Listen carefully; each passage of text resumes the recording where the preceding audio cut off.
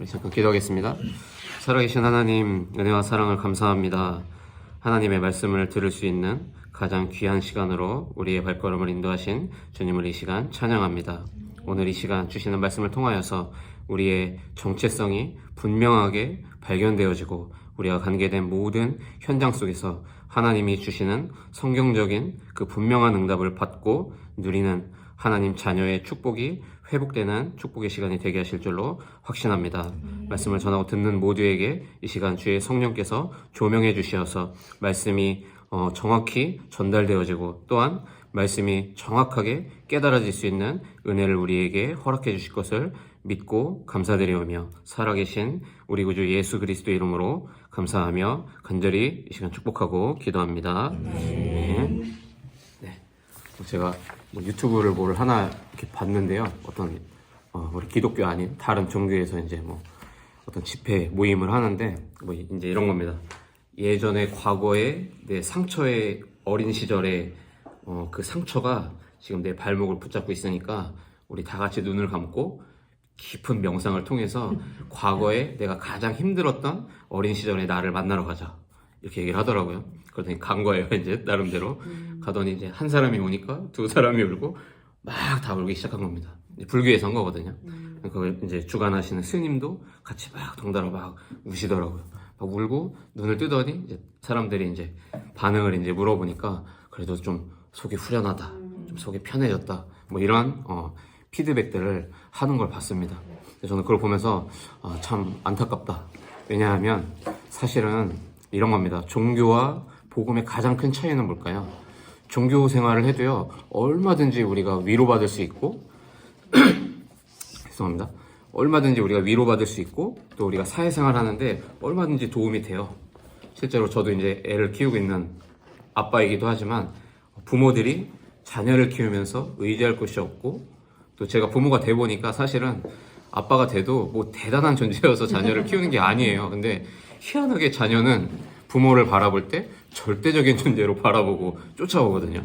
가끔은 하나님의 은혜가 없었다면 아이를 내가 제대로 키울 수 있었을까? 이런 고민을 제가 해볼 정도로 사실은 인생을 살아볼수록 나는 진짜 아무것도 아닌 존재구나 이런 걸 많이 느끼거든요. 종교에서도 얼마든지 위로받을 수 있고 우리가 힘 얻을 수 있죠. 근데 뭐가 해결이 안 됩니까? 종교는요. 근본적인 문제가 해결이 안 되는 거예요. 예를 들면 저희 와이프가 만약에 이렇게 발바닥에 가시가 박힌 거예요. 그럼 빨리 그 가시를 뽑아줘야 되잖아요. 왜냐면 와이프가 아픈 부분은 발바닥에 가시 박힌 게 그게 그 아픔의 근원이니까. 근데 갑자기 막 와이프 손 잡으면서 주님이 함께 하실 거라고, 하나님이 축복해 주실 거라고 이러면서 손 만지면서 손은 부드럽네 이러면 위로는 될지 모르지만 저희 와이프의 발 밑에 박혀있는 가시는 빠질 수가 없겠죠. 저는 종교와 복음의 차이는 여기에 있다고 봅니다. 근본 문제 해결은 복음 외에는 안 돼요. 많은 종교적 행위와 많은 좋은 글을 가지고 위로받을 수 있지만 근본 문제 해결 안 돼요. 요즘에 보니까 마음 근육을 키운다, 뇌과학이다, 명상이다, 이제 많은 정신적인 어려움들을 겪는 사람들이 많아지다 보니까 이제 여러 가지 대안들을 사회적으로도 그렇고 종교 단체에서도 그렇고 많이 내놓고 있더라고요.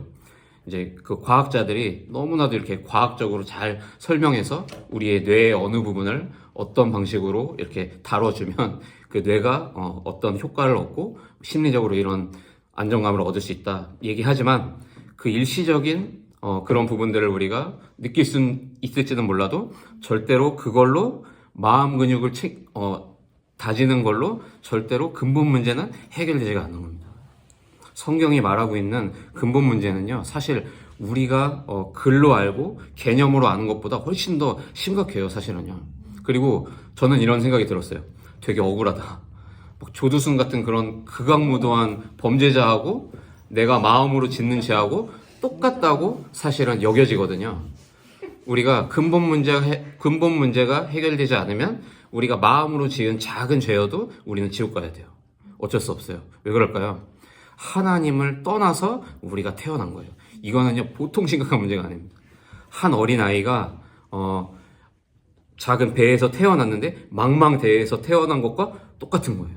여기가 어딘 줄도 모르고, 어디로 가야 되는 줄도 모르고, 앞으로 어떻게 살아가야 되는 줄도 몰라요, 그 아이는. 원죄는 뭡니까? 망망대해에서 내가 누군지 모르고 그냥 덩그러니 태어난 게 원죄예요. 내가 잘못한 게 크게 잘못한 게 없는데 그냥 태어난 게 죄예요. 이거를 마음 근육을 키우고 우리가 어린 시절 내 모습을 만나서 거기서 어린 시절 나에게 사과해주고 거기서 위로받는 걸로 그 망망대해에서 어린아이가 빠져나올 수 있습니까? 불가능하거든요. 하나님을 떠난 문제라는 것은 우리의 힘과 노력으로 절대로 해결할 수 없는 근본 문제예요.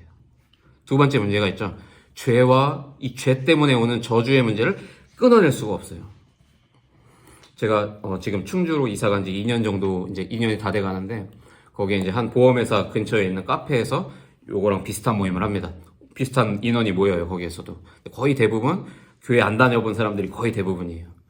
얘기를 들어보니까 자녀가 자꾸 아픈 거예요. 똑같은 부분으로. 그래서 부적을 사다가 비계 밑에다가 넣는 거예요. 그 얘기를 저한테 안 했죠. 그리고 와서 불신자신데 참여했는데 제가 어떻게 하다가 말씀을 나누다가 부적 얘기를 한 거예요. 이분이 깜짝 놀라더라고요. 하나님을 모르면 어떻게 해야 됩니까? 늘 불안함 속에서 그런 미신과 그런 점쟁이들이 말해주는 그 말 한마디에 의지해서 그 비싼 부적을 자녀 베개 속에 넣어주고 살아야 된다니까요. 근데 그래도 해결이 안 되는 겁니다. 뭐가요? 저주의 문제가 해결이 안 돼요.